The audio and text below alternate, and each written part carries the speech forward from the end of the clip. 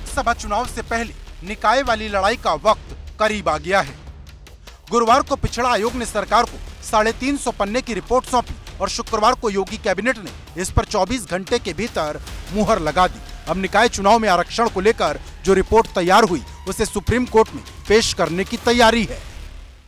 एक बात निश्चित है कि हमारी माननीय मंत्रिपरिषद, माननीय मुख्यमंत्री जी और हमारे पार्टी की सरकार ओबीसी को संपूर्ण रिजर्वेशन, पहले भी जो दिसंबर में जो अंतिम अधिसूचना डिक्लेयर की गई थी उसमें भी दिया गया था और अभी भी उसमें कहीं कोई दिक्कत आने की कोई स्थिति नहीं दिख रही है।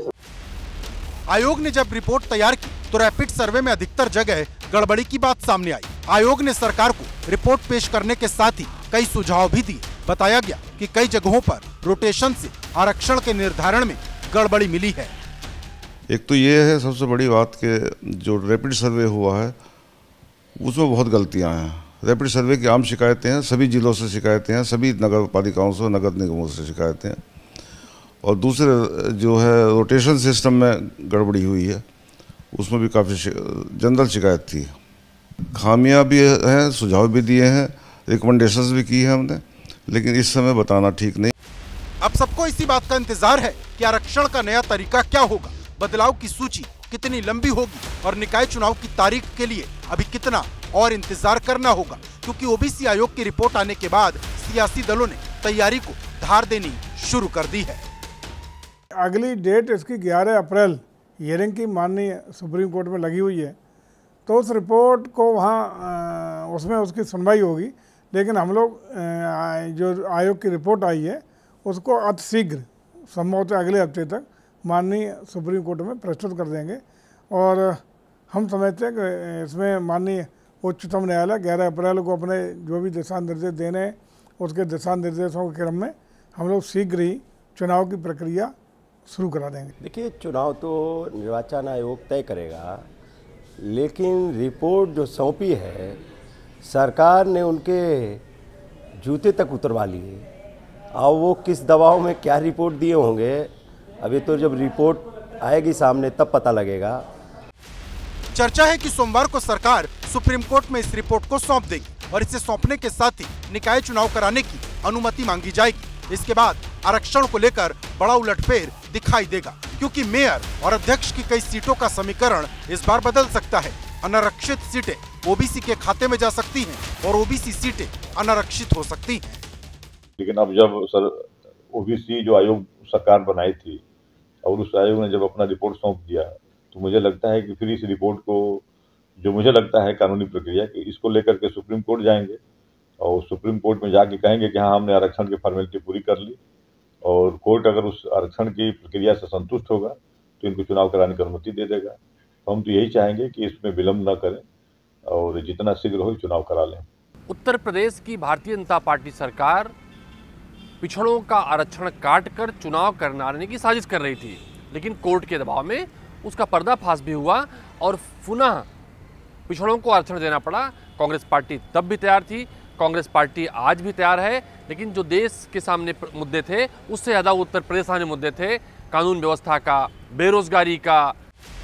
सूत्रों का कहना है कि सरकार जल्द से जल्द चुनाव कराने की मांग सुप्रीम कोर्ट में कर सकती है। मार्च के आखिरी दिनों तक सीटों के आरक्षण की अंतिम अधिसूचना जारी करते हुए आपत्ति लेने की तैयारी है, यानी अप्रैल के महीने में निकाय चुनाव होने की पूरी उम्मीद है। मुझे लग रहा है कि जो सुप्रीम कोर्ट का जो निर्देश है उसी समय पर चुनाव कराने का, तो अब वो सरकार की हलफनामा सुप्रीम कोर्ट में कितना जल्द दर्ज होता है, वहाँ कितना जल्दी वहाँ ले जा कर के प्रस्तुत करते हैं, तो जितना जल्दी प्रस्तुत करेंगे उतना जल्दी ही वहाँ से रिपोर्ट आयोग को आएगा। जब चुनाव आयोग के पास जाएगा तो वो तिथि तय करेगा। लेकिन जिस तरह का ओबीसी वर्गों को राजनीतिक लाभ जिन सरकारों ने नहीं दिया है, उन सरकारों की पोल अब खुल रही है। देखिए, रिपोर्ट सौंपने के बाद एक औपचारिकता पूरी की जाती है, वो कैबिनेट का अप्रूवल, यानी मंत्रिमंडल समूह की जो बैठक होगी उसमें रिपोर्ट अप्रूव की जाएगी। उसके बाद ये लागू करने के लिए आयोग को सौंपी जाएगी, जो निर्वाचन आयोग है स्टेट का। तो मुझे ऐसा लगता है कि ये काम जो है, जो भी अगली बैठक होगी कैबिनेट की, उसमें इसके अप्रूवल के बाद फिर ये तिथि की घोषणा यानी अधिसूचना जारी की जा सकती है। कहा जा सकता है कि ये अप्रैल में मेरी राय में चुनाव हो जाने चाहिए। सबको इसी बात का इंतजार है कि निकाय चुनाव की तारीख कब घोषित होगी। पिछड़ा वर्ग आयोग ने जो रिपोर्ट दी उसमें आरक्षण के नियमों में बदलाव करने की लंबी चौड़ी सिफारिश की गई। रिपोर्ट में ऐसी कई सीटों का जिक्र है जहां 30 साल से आरक्षण बदला ही नहीं गया। इन सीटों को एक ही जाति या श्रेणी के लिए आरक्षित किए जाने का खुलासा हुआ है। आयोग ने साल 2002 से 2017 की अवधि में कराए गए निकाय चुनाव में आरक्षण के लिए अपनाई गई प्रक्रिया का विश्लेषण किया। रिपोर्ट में चक्रानुक्रम आरक्षण प्रक्रिया के पालन पर सबसे ज्यादा जोर दिया गया। पिछले 30 साल के दौरान कई जगह प्रक्रिया का पालन सही तरीके से नहीं किया गया। 11 अप्रैल को सुप्रीम कोर्ट में इसकी सुनवाई होनी है, लेकिन नगर विकास मंत्री अनिल शर्मा ने कहा है कि 2-3 दिन के अंदर ही वो सुप्रीम कोर्ट में जो सर्वे रिपोर्ट है वो दाखिल कर देंगे। तो उससे ऐसा लगता है कि मैक्सिमम अप्रैल लास्ट या मई के फर्स्ट वीक में ये चुनाव हो सकते हैं। चूँकि 30 अप्रैल को कैंटोनमेंट बोर्ड के चुनाव होने हैं, या तो उसके आसपास या फिर 7-8 मई तक आप मानिए ये चुनाव हो जाएंगे। आयोग ने जो रिपोर्ट सरकार को दी है उसमें साफ कहा गया कि सर्वे के दौरान कई जिलों में देखने को मिला कि कई ऐसी जातियां हैं जिनकी आबादी ज्यादा होने के बाद भी उस जाति को आरक्षण का लाभ नहीं मिल पाया। यानी अब जब भी आरक्षण वाली नई सूची जारी होगी उसमें बड़े बदलाव दिखाई देंगे। Bureau report, ABP Ganga.